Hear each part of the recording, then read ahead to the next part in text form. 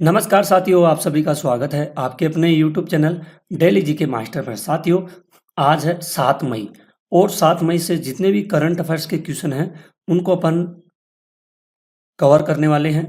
अगर आप लोग चैनल पर पहली बार आए हो तो दोस्तों चैनल को सब्सक्राइब कर लीजिए, बेल आइकन को ऑन कर लीजिए ताकि वीडियो डलते ही आपके पास नोटिफिकेशन आ सके। दोस्तों, इसमें वो करंट अफेयर्स के क्वेश्चन हैं जो डेली अपडेट्स होते हैं, न्यू करंट अफेयर्स है और टुडे न्यूज़ है। ठीक है। और आपकी जैसे RRB, NTPC, ALP, RRB group D और SSC 10+2, SSC CGL, CHSL, SSC GD, otherwise UP PCS, PCS और UPSC, Rajasthan police, Uttar Pradesh police, Haryana police, Punjab police, Uttarakhand police, कोई सा भी स्टेट हो, सभी एग्जाम्स के लिए ये करंट अफेयर्स काफ़ी इम्पोर्टेंट होगी, महत्वपूर्ण होगी। अगर आप लोग वीडियो के एंड तक बने रहे होंगे तो आपको सारा कॉन्सेप्ट समझ में आ जाएगा। ये अपना चैनल नेम है डेली जीके मास्टर, सर्च कर लीजिएगा और टेलीग्राम का लिंक आपको डिस्क्रिप्शन में मिलेगा, तो टेलीग्राम ज्वाइन करना, वहाँ पर पीडीएफ फाइल प्लस वीडियो मिल जाएगी। व्हाट्सअप लिंक भी आपको डिस्क्रिप्शन में मिलेगा, ज्वाइन कर लेना, आपको वहाँ पे वीडियो मिल जाएगा।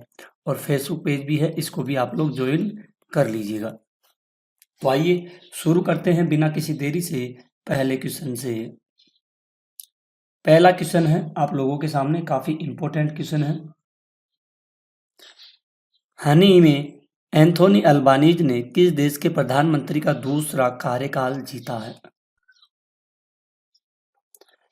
तो साथियों, हनी में जो एंथोनी अल्बानीज है, इन्होंने किस देश के प्रधानमंत्री का दूसरा कार्यकाल जीता है? तो इन्होंने जीता है ऑस्ट्रेलिया का। कहाँ का जीता है? ऑस्ट्रेलिया का। इन्होंने दूसरी बार, कितनी बार? ये दूसरी बार इन्होंने कार्यकाल यानी कि चुनाव जीता गया है। ठीक है, ध्यान में रखना। चित्र के माध्यम से देखिए, ये है एंथोनी अल्बानीज, जो काफ़ी इम्पोर्टेंट क्वेश्चन है, महत्वपूर्ण है। ये भारत की यात्रा पर भी आए थे अभी थोड़े दिन पहले। ठीक है, ध्यान में रखिएगा। अपन पढ़ते हैं अगले नेक्स्ट क्वेश्चन की ओर। भारत ने किस देश नदी पर बने बगलिहार डैम से पाकिस्तान को जाने वाला पानी रोक दिया है? तो साथियों, भारत ने एक नदी है जिस पर एक बगलिहार डैम बना हुआ है, वहां से पाकिस्तान को जाने वाला पानी रोक दिया गया है। ये पानी रोका गया है जो चिनाब नदी है। कहाँ, कौन सी? चिनाब नदी पर बना है एक डैम जिसका नाम बगलिहार डैम है। ठीक है। और सलाम डैम के सभी गेटों पर एक गेट और है। कौन सा है वो है सलाल। सलाल डैम है। यहाँ के सभी गेटों पर पाकिस्तान की ओर जाने वाली पानी को पूरी तरह से रोक दिया गया है। आप चित्र के माध्यम से देखिए, भारत के पीएम है नरेंद्र मोदी जी, ये और तीनों सेना अध्यक्ष है और जो केंद्र मंत्री हैं, ठीक है, ये भी हैं इसमें, अदरवाइज और भी हैं। तो इन्होंने एक बेस्ट मीटिंग की, इसमें यह समझौता लिया गया था। ठीक है, तो इसका ए राइट आंसर हो जाएगा। आइए नेक्स्ट क्वेश्चन की ओर बढ़ते हैं। हाल ही में किसी दुनिया की सबसे प्रतिष्ठित हाई आईक्यू समिति मेंसा इंटरनेशनल में शामिल किया गया है? तो साथियों, ये शामिल किया गया है। ठीक है, और ये शामिल किसे किया गया है? इनका नाम है वंदन पटेल। आप चित्र के माध्यम से देखिए, इनका नाम है वंदन पटेल। ठीक है, इनको सबसे दुनिया की सबसे प्रतिष्ठित हाई आईक्यू समिति मेंसा इंटरनेशनल में इनको शामिल किया गया है। ठीक है,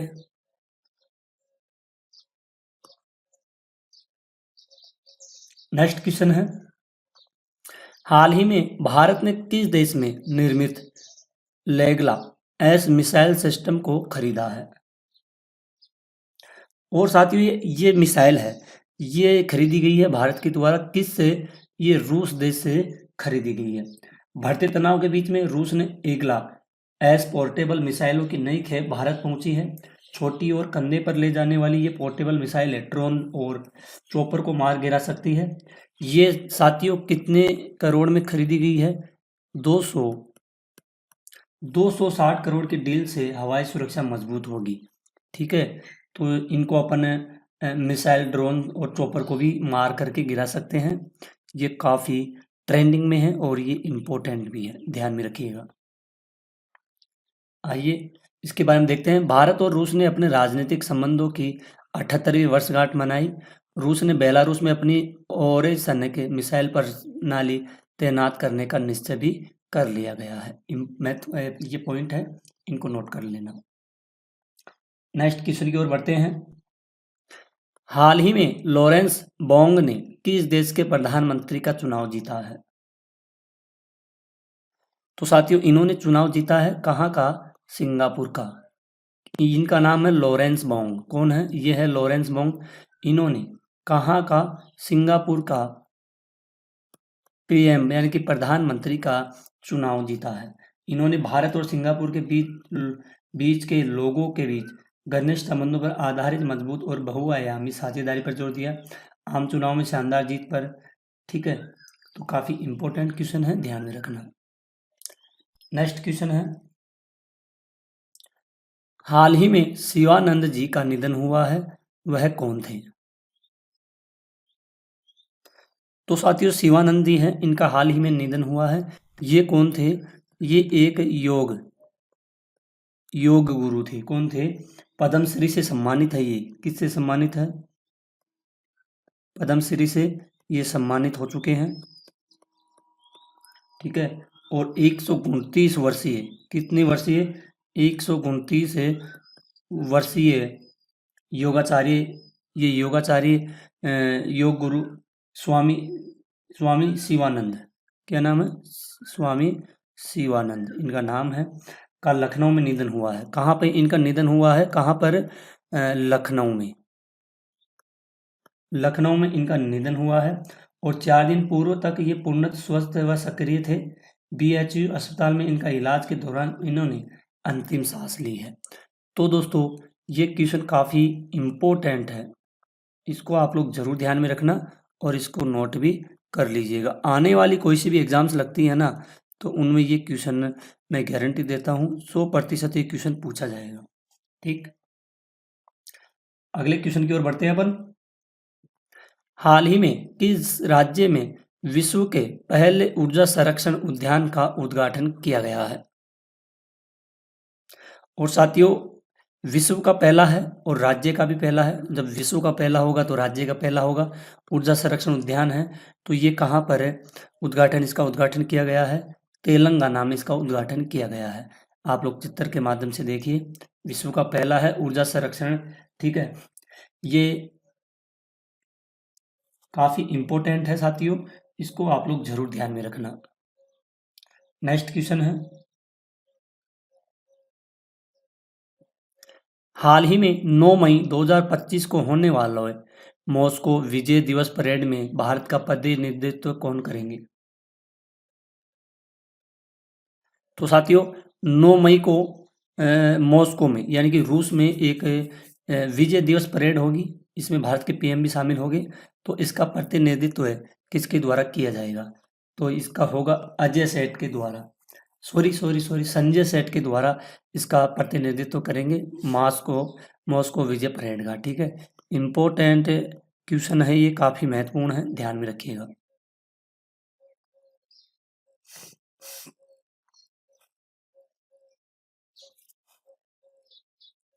हाल ही में जहाज के लिए समर्पित नीति पेश करने वाला पहला राज्य कौन बना है? जहाज के लिए एक समर्पित नीति पेश करता है तो इसका पहला राज्य बनेगा महाराष्ट्र बनेगा। साथियों कौन सा बनेगा? ये महाराष्ट्र बनेगा, ध्यान में रखना, काफी इंपॉर्टेंट क्वेश्चन है। हाल ही में किसने नया डिजिटल प्लेटफॉर्म इसे नेट लॉन्च करने की घोषणा की गई है? तो ये लॉन्च करने की घोषणा की गई है चुनाव आयोग के द्वारा। किसके द्वारा? चुनाव आयोग के द्वारा एक प्लेटफॉर्म, डिजिटल प्लेटफॉर्म लॉन्च किया गया है जो काफ़ी इम्पोर्टेंट है, महत्वपूर्ण है, और ये किसके द्वारा? चुनाव आयोग के द्वारा लॉन्च किया गया है। अगला क्वेश्चन है, हाल ही में देश के पहले artificial intelligence based data centre park की नींव कहाँ रखी गई है?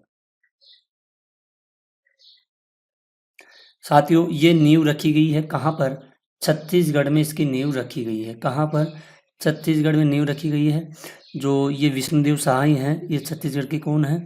ये सीएम है, ठीक है, छत्तीसगढ़ के। तो आप देखिए, नए रायपुर में देश के पहले AI centre data centre park का निर्माण शुरू हो गया। मुख्यमंत्री विष्णुदेव साय ने शनिवार को नए रायपुर सेक्टर कौन सा 22 में देश के पहले आर्टिफिशियल इंटेलिजेंस आधारित डेटा सेंटर पार्क की आधारशिला रखी है। सीएम ने अपने संबोधन में कहा कि यह पार्क भारत के डिजिटल भविष्य को नया आकार देगा। ठीक है, अगला क्वेश्चन है, हाल ही में किस देश के राष्ट्रपति ने 15 घंटे लंबी प्रेस कॉन्फ्रेंस आयोजित कर वर्ल्ड रिकॉर्ड बनाया है? तो साथियों, ऐसा देश कौन सा है जिसके राष्ट्रपति ने 15 घंटे तक लंबी प्रेस कॉन्फ्रेंस आयोजित कर वर्ल्ड रिकॉर्ड बनाया गया है? तो ये है मालदीव। मालदीव के राष्ट्रपति कौन है? आप लोग चित्र के माध्यम से देखिए। ठीक है, मालदीव के मुइज्जू ने 15 घंटे लगातार लंबी प्रेस कॉन्फ्रेंस के साथ में वर्ल्ड रिकॉर्ड बनाया है। आप लोग चित्र के माध्यम से भी देख लीजिए। अगला क्वेश्चन है, हाल ही में किस राज्य के लाखोड़ी स्मारकों ने यूनेस्को की विश्व धरोहर सूची में शामिल करने का प्रस्ताव रखा है? तो ये प्रस्ताव रखा है कर्नाटक राज्य सरकार के द्वारा।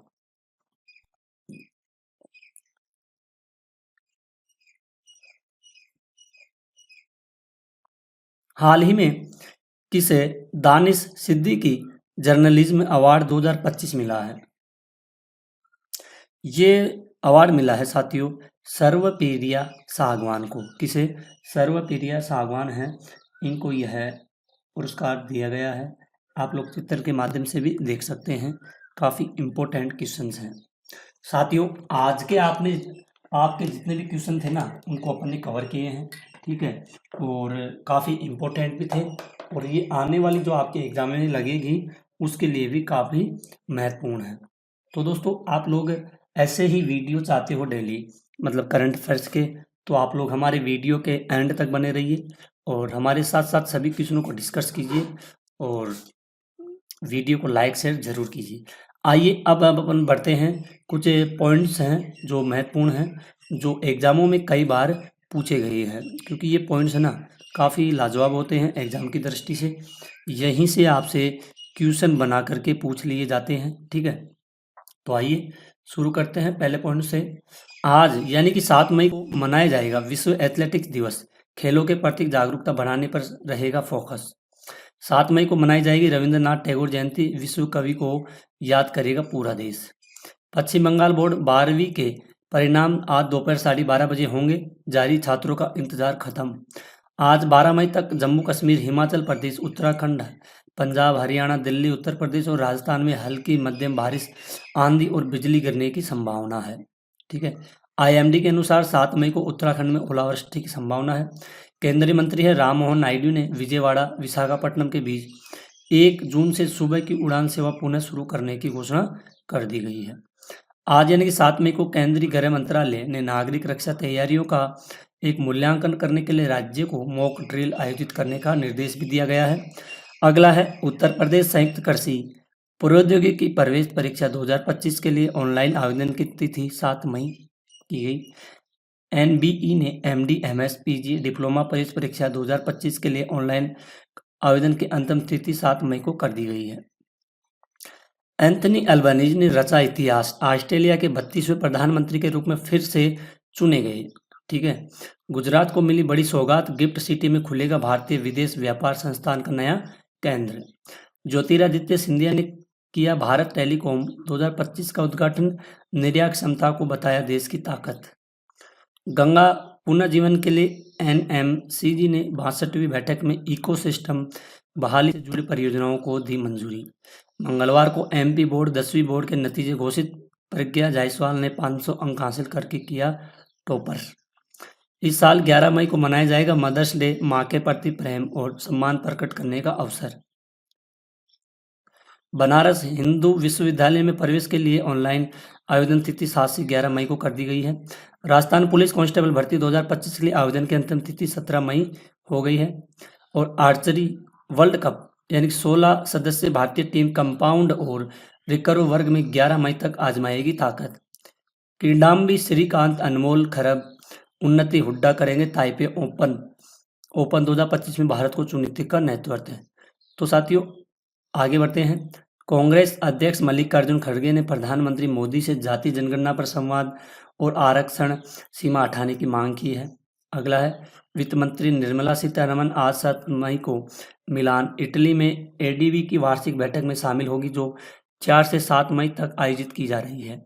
वियतनाम 8 मई 2025 तक मनाया जाएगा संयुक्त राष्ट्र वैशाख दिवस उत्सव जो 6 मई को शुरू हुआ था। भारत और इटली ने एडीबी बैंक में आर्थिक संबंधों को मजबूत करने के उपाय पर की चर्चा।